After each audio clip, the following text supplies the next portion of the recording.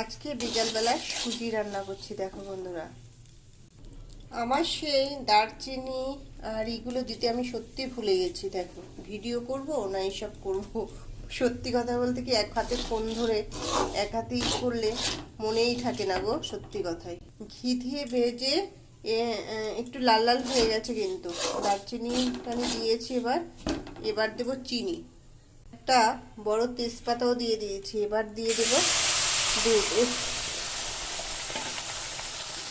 কে কে খাইতে ভালোবাসো সিমাই।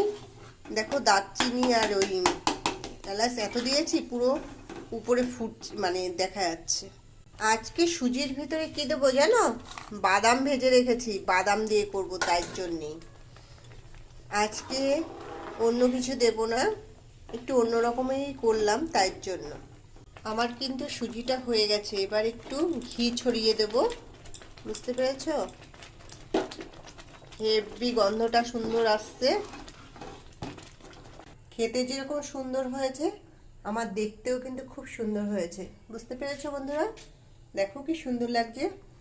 প্রতিদিন তো কাজু কিশমিশ দেওয়া হয়, আজকে যেন বাদাম ভেজে ঘির সাথে দিয়ে দিয়েছি।